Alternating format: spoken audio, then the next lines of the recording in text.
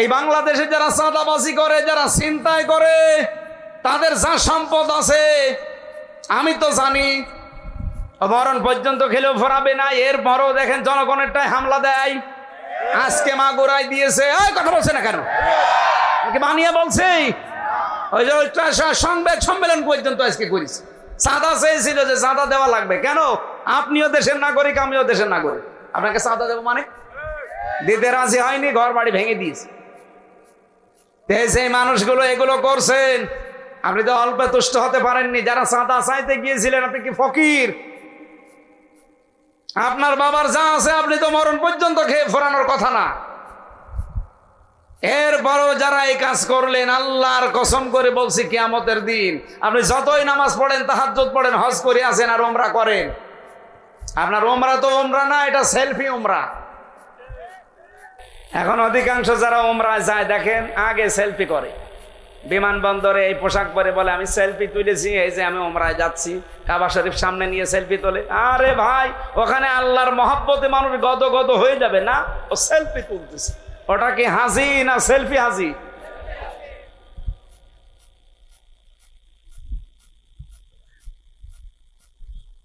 আমার ভাইরা, এই জন্য মানুষের সম্পদ যারা আত্মসাৎ করছেন, বুঝে করেন না না বুঝে করেন, সেভাবেই হোক, আল্লাহর কসম আপনার আকৃতি আল্লাহ রাখবে না। যতই ওমরা করেন না কেন, কিয়ামতের দিন আপনার আকার হবে, আকৃতি হবে কুকুরের মতো। আমি নিজে আপনাকে দেখে বলবো, আরে এই তো সেই লোক, এ তো মাগুরার ওই যে, আমি নাম নিলাম না, ওনার কাছে চাঁদা চাইতে গিয়ে আজ নিজের আকৃতি পাল্টিয়ে ফেলেছেন। এই জন্য সাবধান, আপনার চরিত্রকে এখনই সংশোধন করেন। 4 নম্বরে বলে ইস্তিগদাদু লিয়াউমির রাহি, আখিরাতের পুঁজি তৈরির জন্য সচেষ্ট হন। কখন আজরাইল ডাক দেয় বলা যায় না। এখনই যদি ডাক দেয় সঙ্গে সঙ্গে কিন্তু আপনি কবরের বাসিন্দা। 2 দিন 3 দিন আপনার স্ত্রী কান্নাকাটি করবে, 7 দিন হয়তো দেখবেন খাওয়া দাওয়া অল্প অল্প করবে, 1 মাসের পরে দেখবেন স্ত্রী স্বাভাবিক হয়ে গেছে। হ্যাঁ, কথা বলছে না কেন? আমার নিজের স্ত্রীর কথা আমি বলছি, এটা রেকর্ড হচ্ছে, ও যদি শোনে ও যা মনে করে করুক। আমি আল্লাহর কসম করে বলছি আমাকে ভালোবাসে, কিন্তু এখন যদি আমি মারা যাই, আপনি যদি খবর পাঠান যে হুজুর মরে গেছে, কান্নাকাটি করে পাগল হয়ে যাবে, থামানো যাবে না। অন্তত 5-7 দিন খাওয়া দাওয়া হালকা হালকা করবে। 3 মাস 10 দিনের ভেতরের মা বাবা নিজে এসে বলবে, বিআই সাহেব হামজা তো মরেই গেছে, মেয়ে আর কতদিন রাখবো, দিয়ে দেন। কথা বলছে না কেন? 4 মাস 10 দিনের ভেতরে দেখা যাচ্ছে আর এক জায়গায় বিয়ে দেবে, আর এটা স্বাভাবিক দেবে, দিক, এটা জায়েজ আছে। মাত্র 4-5 দিন সংসার করবে, সেখানে 4-5 দিন পরে বাবার কাছে মোবাইল করে বলবে, আব্বা হামজা তো আর কি ছিল, এখন যেটা পেয়েছে এটা 100 গুণ ভালো। ম্যাডাম আপনি রাগ করেন না, আমি উদাহরণ দিলাম, এটা আমার জন্য না সবার জন্য? হ্যাঁ, উনি মরে গেলে আমিও ওই রকমই করবো। হ্যাঁ, কথা বলছে না কেন? আমাল হায়াতুদ দুনিয়া ইল্লা মাতাউল গুরুর, পৃথিবীর জীবনটাই এটা ধোঁকা, এটা প্রতারণা, খেলাধুলা ছাড়া কিচ্ছু না। সুতরাং আখিরাতের পুঁজি তৈরি করার জন্য সচেষ্ট থাকা লাগবে। 4টা বিষয় আমি আবার রিপিট করছি। আল কিনা আল খাউফু মিনাল জালিল, আল আমালু বিত তানজিল, আল কিনায়াতু বিল কলিল, আল ইস্তিগদাদু লিয়াউমির রাহি। এই 4টা বিষয় যার ভেতরে আসবে তার ভেতরে তাকওয়া আছে। হযরতে আবু যর গিফারীকে আল্লাহর নবী এই কথাটার উপদেশ প্রথম দিলেন। নবীজি বললেন, যদি তাকওয়া অর্জন করো কি লাভ হবে জানো? ফাইন্নাহু আজিয়ানু বিআমরিহি কুল্লিহি, এই পৃথিবীতে তোমার যত আমল আছে, যত কাজ কারবার আছে, সব কাজের সৌন্দর্য আমার আল্লাহ বৃদ্ধি করে দেবে। জাইনুন আজিয়ানু, এটা ইসমে তাফজিল থেকে এসেছে।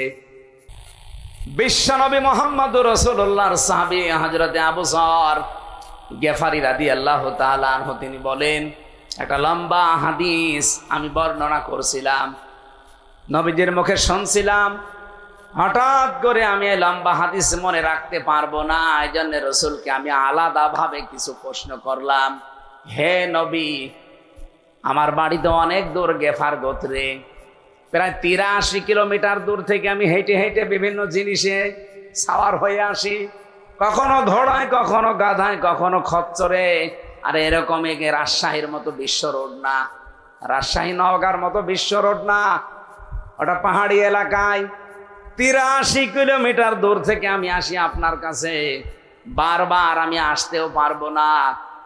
এসে যখন পড়েছি, হে নবী এত বিশাল কথা আমাকে শোনালেন, আমার সব মনে থাকবে না। এমন কিছু কথা স্পেশাল ভাবে আমারে বলেন, আমি যেন ওটা সারা জীবন মনে রাখতে পারি। বলেন তো হযরতে আবু যরকে এবার রাসূল যে কথা বললেন, শুধু আবু যরের জন্য না, আমরাও আছি। বলেন বলেন। 1 নম্বরে নবীজি বললেন, ও সিকুম বিতাকওয়াল্লাহ, হে আবু যর, পৃথিবীতে যাই করো তুমি আল্লাহকে ভয় করো, এই উপদেশ তোমার জন্য আমি দিলাম। এখন প্রশ্ন আসতে পারে, তো জন্মের পর থেকে শুনছি তাকওয়া আল্লাহ, আল্লাহর ভয়, এ আবার নতুন করে বলার দরকার কি? না, জীবনেও শোনেননি আপনি এই কথা। এই যে রমজান এসেছিল তাকওয়া অর্জন করার জন্য, চলে গেছে, তাকওয়া আপনি পেয়েছেন। এবার আমি বলছি, হযরতে আলী রাদিয়াল্লাহু তাআলা আনহুকে একজন জিজ্ঞাসা করছে, খলিফাতুল মুসলিমিন, আমিরুল মুমিনিন, আপনি বলেন তো যে তাকওয়া কি? তিনি বললেন 4 জিনিসের নাম তাকওয়া। কয়টা? রমজান এসেছে তাকওয়া অর্জন করার জন্য চলে গেল, আপনি এবার মিলাবেন এই 4টা জিনিস পেয়েছেন কিনা। যদি পেয়ে থাকেন তাহলে আপনার ভেতরে তাকওয়া আছে, যদি না পান, এখনো অর্জন হয়নি, এখন থেকে লেগে পড়বেন। কি কথা কঠিন হয়ে গেল না সহজ লাগছে? 1 নম্বরে আল খাউফু মিনাল জালিল, আল্লাহকে যেভাবে না দেখে বিশ্বাস করেন ওইভাবে না দেখে ভয় করা লাগবে। 2 নম্বরে আল আমালু বিত-তানজিল, দুনিয়াতে যদি কাজ কারবার করেন কোরআন দেখে করবেন। দুনিয়াতে আপনার আমল হবে কোরআনের আমল। আর রাজশাহীবাসী, এখানে তো অনেক আলেম আছে, আমার মনে হয় শুধু আলেমরা বাদ দিয়ে আমরা যারা আছি মুসলিম, কোরআনের আমল কয়টা যদি জিজ্ঞাসা করি অনেকে বলতেও পারবে না। আলেমরা বাদ দিয়ে এমনি আপনারা বলেন তো কোরআনের আমল কয়টা? এই দেখেন, দেখলেন? আপনি আন্দাজেই বলেন তো দেখি ঠিক হয় কিনা। অবশ্য 4টা, 500 4টা বলছে। ওর তো এখনো 496টা জানা লাগবে, ও মাত্র 4টা বলেছে। কোরআনের আমল কয়টা? আরো জোরে বলেন। সে আমলগুলো কোরআনে নেই।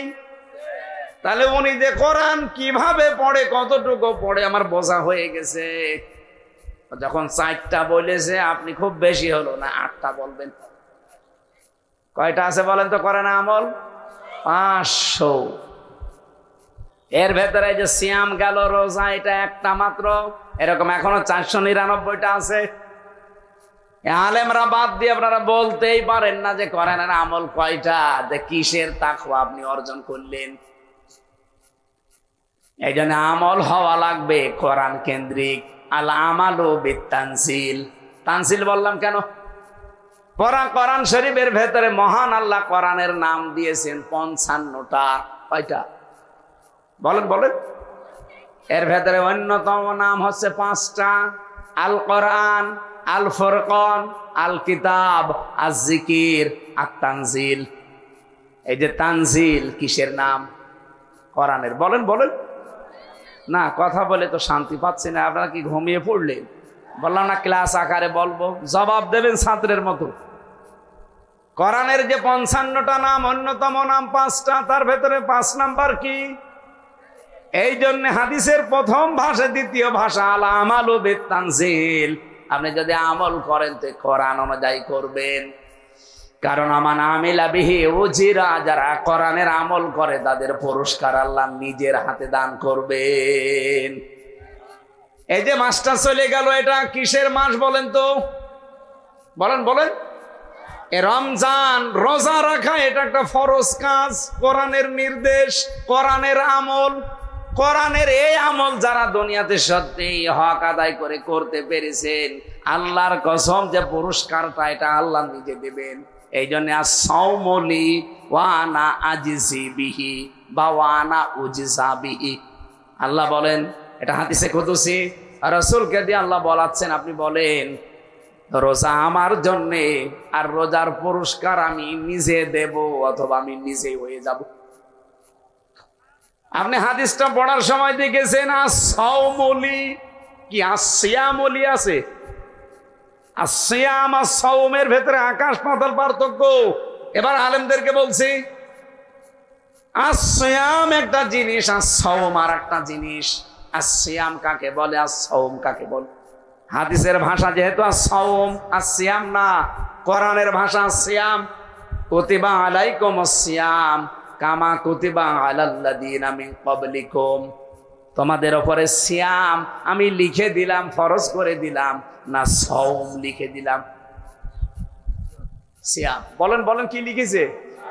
সিয়ামের নিয়ম হচ্ছে কন্টিনিউ, ধারাবাহিক, একটার পরে আরেকটা আসতে থাকে। এটা শুধু আমাদেরকে আল্লাহ দেয়নি, এর পূর্বে যত উম্মত দুনিয়া থেকে বিদায় নিয়েছে প্রত্যেকের উপরে এটা ফরজ ছিল, যেহেতু একবারের পরে আর একবার আসতেই থাকে। তাদের সিয়ামটা ধরন আলাদা ছিল। এর আগে যারা রোজা রেখেছিল তাদের রোজার ধরন আলাদা ছিল। হযরতে মারিয়াম আলাইহিস সালাম তিনি রোজা রেখেছিলেন, তার রোজা রাখা অবস্থায় খাওয়া দাওয়া করা যেত, পান করা যেত, কিন্তু কথা বলা যেত না। সূরা মারিয়ামের ভেতরে আছে। তাহলে মারিয়াম আলাইহিস সালামের রোজার সিস্টেম ছিল, কথা বলা যাবে না, বাকি সব কাজ না। আমি শেষ করি। আরে ঠিক আছে, মানে কথা বলে না, হ্যাঁ জবাব দেওয়া লাগবে না, এই তাকবীর লাগবে না, এরা বসে কিনা এটা দরকার। আসলে এই কথা বোঝার মতো যে মাল ম্যাটারেস লাগবে সেটা মনে হয় স্থান নেই। মনোযোগ দিয়ে শুনছেন না? আলহামদুলিল্লাহ। as-সিয়াম as-সাওম, এই ব্যাখ্যাটাই কথা বলছিলাম। সিয়াম যদি আপনি পালন করতে চান, চারটা বিষয় আপনার ভেতরে থাকতে হবে। এক নম্বরে আপনি খাবার খেতে পারবেন না, 2 নম্বরে পানি খেতে পারবেন না, 3 নম্বরে জায়েজ স্ত্রী থাকার পরও ব্যবহার করা যাবে না, 4 নম্বরে আল্লাহর হারাম কাজগুলো বর্জন করা লাগবে। কয়টা? বলেন বলেন। এই 4টা বিষয় যদি আপনি পুঙ্খানুপুঙ্খানুভাবে মানতে পারেন তাহলে ওইটা হবে সিয়াম, থাকবে না, ওটা হয়ে যাবে সাওম। নবীজি বলেন এই সাওম যদি কেউ আদায় করে এটা তখন আল্লাহর জন্য হয়ে যায়। as-সাওমু লি ওয়া আনা উজজা বিহি ওয়া আনা আজিজি বিহি। আল্লাহ বলেন সিয়াম যেহেতু আমার জন্য, মানুষ সাওম আমার জন্য রাখে, এর পুরস্কার আমি আল্লাহ নিজে দেব অথবা আমি নিজে এর পুরস্কার হয়ে যাব। তাহলে রোজাটা এটা কোরআনের আমল কিনা বলেন তো? কোরআনে না থাকলে আমরা এটা করতাম? বলেন বলেন। কত কষ্টের রোজা, 12-14 ঘন্টা 15 ঘন্টা প্রায় না খেয়ে থাকা লাগে। আমি রমজানের নয় রোজাতে সম্ভবত গিয়েছিলাম বাইরের দেশে। প্লেনে যখন যাচ্ছিলাম কমপক্ষে 3.5 ঘন্টা 4 ঘন্টা লাগবে যেতে। তা আমরা সেহরি খেয়ে উঠেছি, যত যাই তত আমাদের সময় বাড়তে থাকে। এ দেশে যদি থাকতাম 12 ঘন্টা 14 ঘন্টা হলে আমার রোজা হয়ে যেত। এই 14 ঘন্টার সাথে যদি আরো 3.5-4 ঘন্টা বেড়ে যায়, কত ঘন্টা হয়? 18 ঘন্টা আমার রোজা রেখেছিল আমি ওই দিন, আর আসার দিনও। তাহলে এত ঘন্টা রোজা রেখে কষ্ট করলাম কেন? কারণ আমি পুরস্কার চাই আল্লাহর হাতে। পৃথিবীর একটা মাত্র ইবাদতের পুরস্কার আল্লাহ আমার নিজের হাতে দান করবে। ফেরেশতাদের, রাসূলদের, নবীদের দিয়ে দেবে না, দেবে কে? আরো জোরে বলেন। আপনার ভেতরে তাকওয়া আছে কিনা এটা আপনি বুঝবেন ওই সময় যখন আপনার দুনিয়ার আমলগুলো হবে কোরআনের আমল। কোরআনে কারিমে 500 আমল আল্লাহ দিলেন, সবচাইতে বড় আমল দিয়েছেন আল্লাহ আন আকিমুদ্দিন, তোমরা দিন কায়েম করো। এটা যত নবীকে আল্লাহ পাঠিয়েছিলেন বড় বড় নবীদের উপরে এই নির্দেশ দিয়েছিলেন, ওয়ালা তাতাফাররাকু ফি, আর এই বিষয়ে কোনো মত পার্থক্য করবা না। আমি পড়া কোরআন শরীফ বেড়ে দুইটা বিষয় মত পার্থক্য পেয়েছি, হারাম নিষিদ্ধ। একটা ওয়াতাসিমু বিহাবলিল্লাহি জামিয়া ওয়ালা তাফাররাকু, কোরআন একসাথে ধরবা আঁকড়িয়ে। বলেন তো আল্লাহ ওয়াতাসিমু দিয়েছেন, আলেমরা খোঁজও দিলেও তো অর্থ হয়েছে তো যে তোমরা ধরো। এতেসাম দিলেন কেন? খোঁজো আর এতেসামের ভেতরে আকাশ পাতাল পার্থক্য আছে। আল্লাহ শুধু যদি ওয়াতাসিমু দিতেন যে ধরো, তাও তো আর কিছু বলা লাগে না। বিহাবলিল্লাহ দিলেন কেন? আবার জামিয়া দিয়েছেন, আবার এরপরে ওয়ালা তাতাফাররাকু ফি, এত কথা বলা লাগতো না আল্লাহর। কোরআন শরীফ ধরার ক্ষেত্রে সবাই মিলে ধরা লাগবে, কোনো মত পার্থক্য, কোনো ভেদাভেদ, কোনো মত নৈক্য, এমনকি দলাদলি করা, ফতোয়াবাজি করা এই জায়গায় জায়েজ নেই। আর দিন কায়েমের জন্য যখন সবাইকে আল্লাহ নির্দেশ দিলেন যে দিন কায়েম করো, এখানে কোনো মত পার্থক্য, দলাদলি, কোনো ফতোয়াবাজি করবা না। এই দুইটা জায়গায় দলাদলি করা, মত পার্থক্য করা হারাম। আর আমরা এই দুইটা জায়গায় সব চাইতে বেশি দলাদলি করি। কোরআনের কাছে আসতে বললে মানুষ না, কত তাল বাহানা। দিন কায়েমের কথা বললে কত রকমের উল্টাপাল্টা ফতোয়া। কত মানুষ তো অলরেডি বলে ফেলেছে এই কথা যে কোরআনের সাথে এই যে দিন কায়েমের কথা যারা বলে এরা ধর্ম ব্যবসা করে, ধর্মকে পুঁজি করে নাকি আমরা ব্যবসা করি। বলেন নাউজুবিল্লাহ। এটা যদি কেউ বুঝে শুনে বলে থাকেন, আপনি আমাকে বলেননি, আপনি সরাসরি বলেছেন আল্লাহকে। কারণ আল্লাহ এই আয়াত নাজিল করেছে। এই কথা বলেন না কেন? আলাহুল খালকু ওয়াল আমরু, আয়াতকে আমার বানানো আর আল্লাহ নাজিল করা। ইনিল হুকমু ইল্লা লিল্লাহ, এটাকে আমার বানানো না নাজিল করা।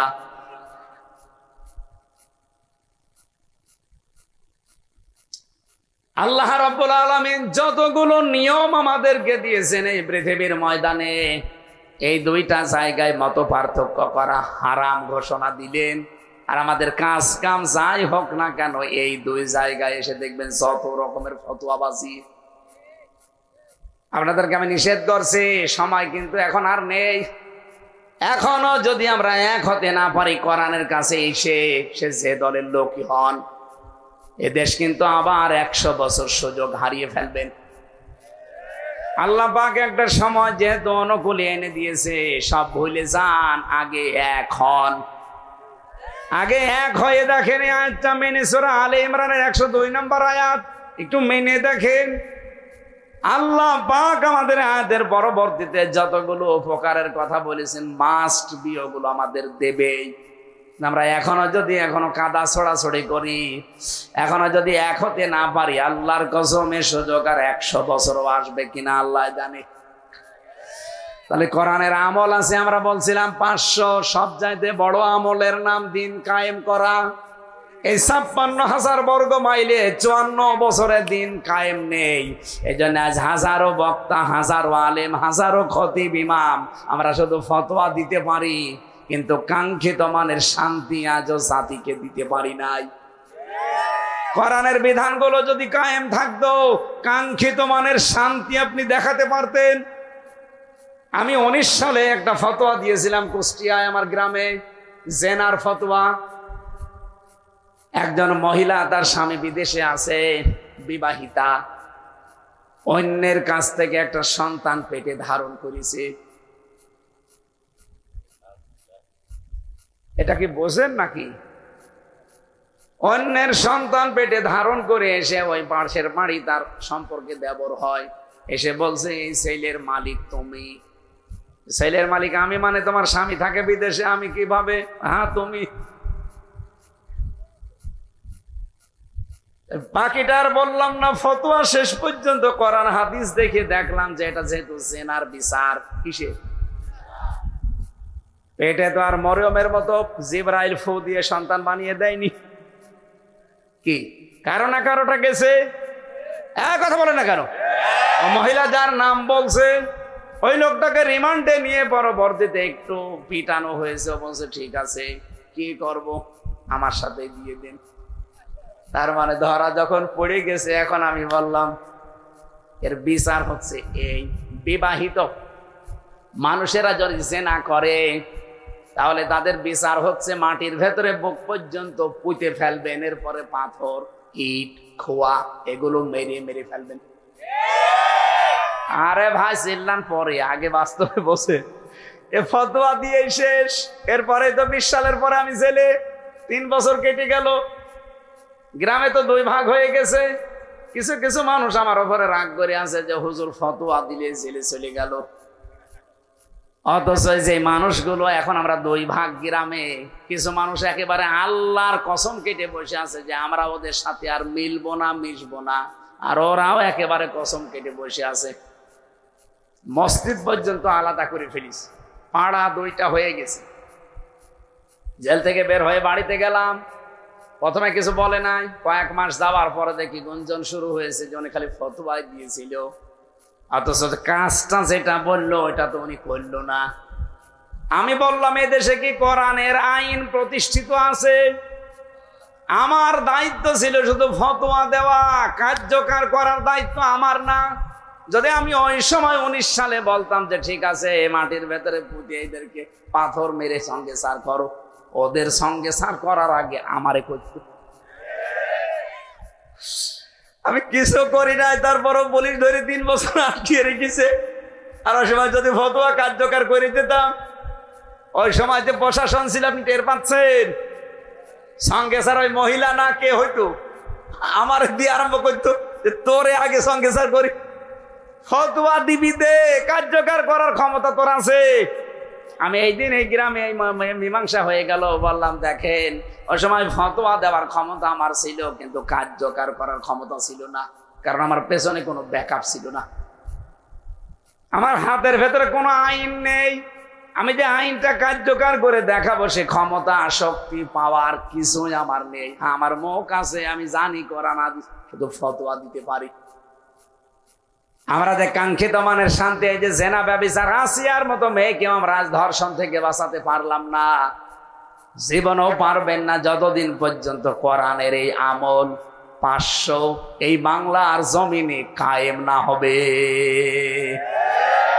আর এটার কথায় যখন আমরা খোলাখুলি ভাবে বলতে চাই, তখন আমাদেরকে বলে না এরা রাজাকার। স্বৈরাচারের বানানো কোন শব্দ বাংলাদেশে আর চলবে না।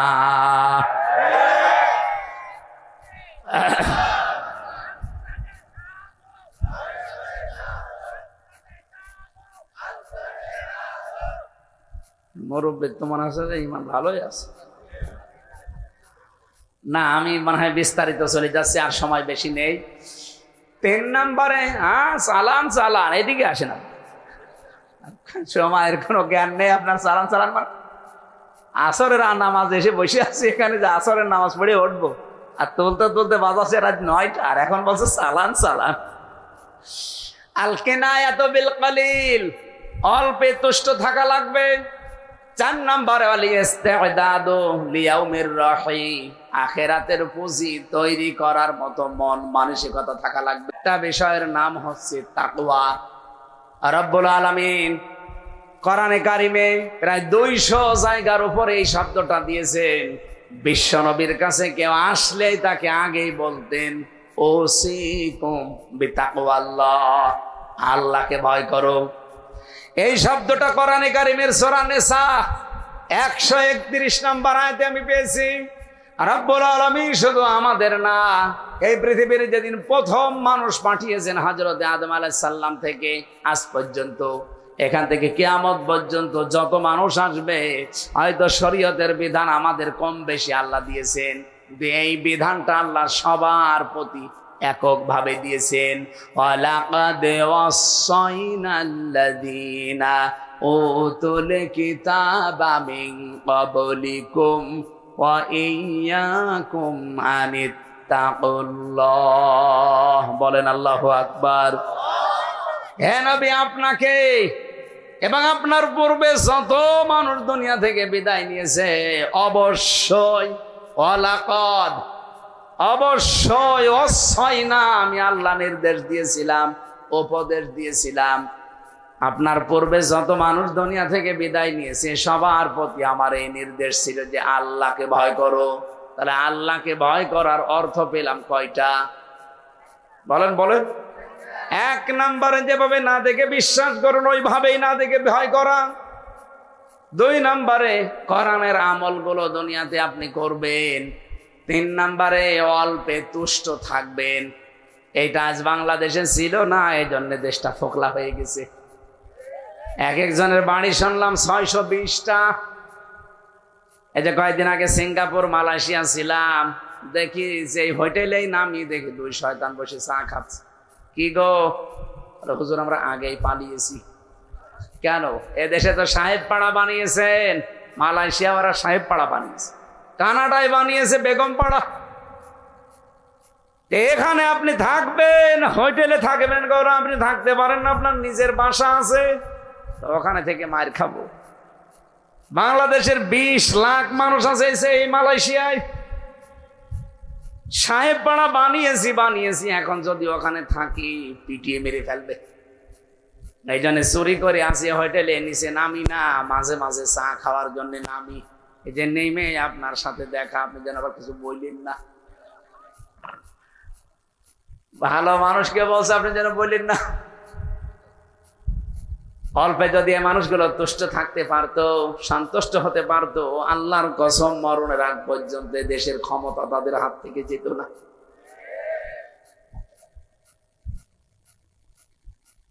যে মহিলা এতদিন পর্যন্ত মানুষকে শুনিয়েছে যে আমার ছেলে মেয়ের জন্য আমি কিছু রাখি নাই, শুধু লেখাপড়া শিখিয়েছি, দাহা মিথ্যা কথা। তার নিজের ছেলে জয়, তার নিজের মেয়ে পুতুল, তার নিজের বোন রেহেনা, তার নিজের বোনের মেয়ে টিউলিপ, ববি, হাজ্জাজ, যতগুলো আত্মীয় স্বজনের দিকে তাকান, কত কোটি টাকার মালিক যে তারা, ফেরেশতারাও জানে না। শুধু এই যে পাবনার রূপপুর থেকে ওনার ছোট বোন যেটা রেহানা, ৭৬,০০০ কোটি টাকা একটা প্রকল্প থেকে নিয়েছে। বলেন তো, এক জায়গা থেকে যদি এত নিতে পারে, তার বাকি জায়গা কি অবস্থা? যেটারে আল্লাহর ওলি মনে করতাম দরবেশ, ওইটাও ৩৬,০০০ কোটি টাকা চুরি করিস। দরবেশ যদি এই করেতে ধরবেশ, যেগুলো দরবেশের ভল ধরেছিল, ওইগুলোর অবস্থা কি? অল্পে তুষ্টি হতে পারে না। এখনো পর্যন্ত আমরা দেখছি অনেকে অল্পে তুষ্ট হতে পারছে না। এই যে অল্পে যারা তুষ্ট হতে পারে না, তারা কিয়ামতের দিন কুকুরের আকৃতি নিয়ে উঠবে। সূরা রহমানের ইয়ারাফুল মুজরিমুনা বিসিমাহুম ফায়ুখাযু বিন নাওয়াসি ওয়াল আকদাম, এই আয়াতের ব্যাখ্যায় আপনি দেখবেন 10 প্রকার আকৃতির কথা আছে। কিয়ামতের দিনে মানুষের আকৃতি অধিকাংশ থাকবে না, কিছু মানুষের আকার হবে কুকুরের মতো। কুকুরের স্বভাব কি? 2টা কুকুরকে খাবার দেন, একটাকে যা দিয়েছেন সারা দিন খাবে, ফোরাবে না, এরপরেও দেখবেন পাশেরটায় হামলা দেয়। এক কথা বলছেন না কেন? এই বাংলাদেশে যারা চাঁদাবাজি করে, যারা ছিনতাই করে, তাদের যা সম্পদ আছে আমি তো জানি, মরণ পর্যন্ত খেলেও ফোরাবে না, এরপরেও দেখেন জনগণেরটায় হামলা দেয়। আজকে মাগুরায় দিয়েছে। কথা বলছে না কেন? বানিয়ে বলছে। ওই যে সংবাদ সম্মেলন পর্যন্ত আজকে করেছে। চাঁদা চেয়েছিল যে চাঁদা দেওয়া লাগবে। কেন? আপনিও দেশের নাগরিক, আমিও দেশের নাগরিক, আপনাকে চাঁদা দেবো মানে? দিতে রাজি হয়নি, ঘর বাড়ি ভেঙে দিয়েছে। সেই মানুষগুলো এগুলো করছেন, আপনি তো অল্পে তুষ্ট হতে পারেননি। যারা চাঁদা চাইতে গিয়েছিলেন, আপনি কি ফকির? আপনার বাবার যা আছে আপনি তো মরণ পর্যন্ত খেয়ে ফোরানোর কথা না। এরপরও যারা এই কাজ করলেন, আল্লাহর কসম করে বলছি, কিয়ামতের দিন আপনি যতই নামাজ পড়েন, তাহাজ্জুদ পড়েন, হজ করে আসেন আর ওমরা করেন, আপনার ওমরা তো ওমরা না, এটা সেলফি ওমরা। এখন অধিকাংশ যারা ওমরায় যায় দেখেন, আগে সেলফি করে, বিমানবন্দরে এই পোশাক পরে বলে আমি সেলফি তুলেছি, এই যে আমি ওমরায় যাচ্ছি, কাবা শরীফ সামনে নিয়ে সেলফি তোলে। আরে ভাই, ওখানে আল্লাহর মহব্বতে মানুষ গদ হয়ে যাবে না, ও সেলফি তুলতেছে। ওটা কি হাজি না সেলফি হাজি?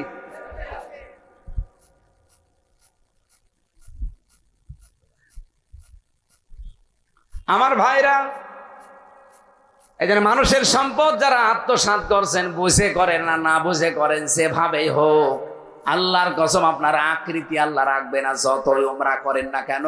কিয়ামতের দিন আপনার আকার হবে, আকৃতি হবে কুকুরের মতো। আমি নিজে আপনাকে দেখে বলবো, আরে এই তো সেই লোক, এত মা গোরার ওই যে আমি নাম নিলাম না, ওনার কাছে চাঁদা চাইতে গিয়ে আজ নিজের আকৃতি পাল্টিয়ে ফেলেছেন। এই জন্য সাবধান, আপনার চরিত্রকে এখনই সংশোধন করেন। 4 নম্বরে বলে ইস্তিগদাদু লিয়াউমির রাহি, আখিরাতের পুঁজি তৈরির জন্য সচেষ্ট হন। কখন আজরাইল ডাক দেয় বলা যায় না। এখনই যদি ডাক দেয় সঙ্গে সঙ্গে কিন্তু আপনি কবরের বাসিন্দা। 2 দিন 3 দিন আপনার স্ত্রী কান্নাকাটি করবে, 7 দিন হয়তো দেখবেন খাওয়া দাওয়া অল্প অল্প করবে, 1 মাসের পরে দেখবেন স্ত্রী স্বাভাবিক হয়ে গেছে। হ্যাঁ, কথা বলছে না কেন? আমার নিজের স্ত্রীর কথা আমি বলছি, এটা রেকর্ড হচ্ছে। ও যদি শোনেও যা মনে করে করুক, আমি আল্লাহর কসম করে বলছি আমাকে ভালোবাসে। কিন্তু এখন যদি আমি মারা যাই, আপনি যদি খবর পাঠান যে হুজুর মরে গেছে, কান্নাকাটি করে পাগল হয়ে যাবে, থামানো যাবে না। অন্তত 5-7 দিন খাওয়া দাওয়া হালকা হালকা করবে। 3 মাস 10 দিনের ভেতরের মা বাবা নিজে এসে বলবে, বিআই সাহেব হামজা তো মরেই গেছে, মেয়ার কতদিন রাখবো দিয়ে দেন। কথা বলছে না কেন?